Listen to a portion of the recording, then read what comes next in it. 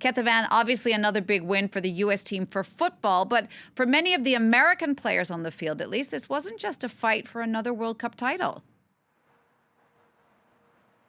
Yes, there was plenty more in this victory than just that fourth world title. First of all, the Americas proved that even though the gap is narrowing with the other nations from Europe, for example, they managed to beat Spain, France, England, and the Netherlands. They showed that they were the pioneers of women's football, and they're still very much the present dominant force in women's football. But as you said, there was plenty more off the pitch that these American players were fighting for, and that is equal pay. And the 20,000 American fans at the Groupama Stadium really understood what was at stake in this victory, because right after the cheers for the win of this World Cup, there were chants of equal pay coming from the stands of this Groupama Stadium, the fans understanding what was at stake, because the Americans really had to win this World Cup to validate their fight for equal treatment, for equal pay, given the context of this lawsuit against the U.S. Soccer Federation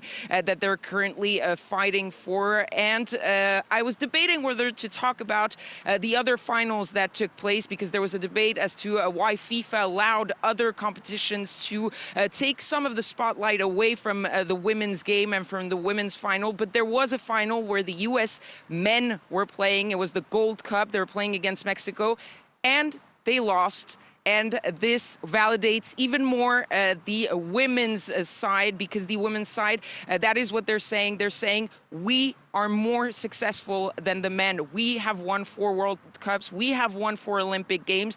The men didn't even reach the World Cup last time around. And this is why we should get equal treatment. We should get equal pay, because we, even more than any other women's team in the world, deserve to be treated equally, because we are the best in the world. And it's true, the American team really were the rock stars of this World Cup. But even above and beyond the Americans, just the World Cup in general, the Women's World Cup was a huge hit. Tell us a bit more about the numbers, how much it raised the spotlight on women's football around the world.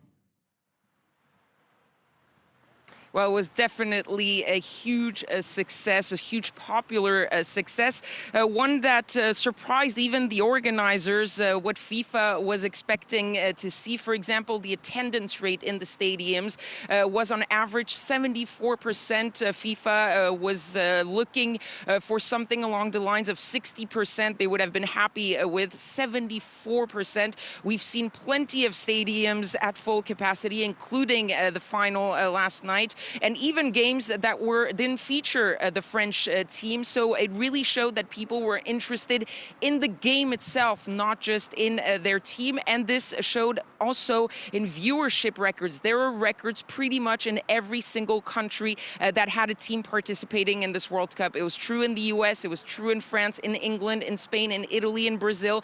Everywhere the women's games broke viewership records. And for example, here in France, or even in England, the number of people tuning in for that semi-final between England and the United States, there were more people watching that game than people in England watching the final of the Champions League, of the Men's Champions League, that had 2 English teams in it. So it gives you an idea of how much excitement there is around this World Cup. People really enjoying the game for what it was. Even the media coverage was really in progress compared to 4 years ago, when we had barely any coverage of this World Cup. The question now is whether this is just a World Cup effect, or will it trickle down to club football and more interest in the women's game in general.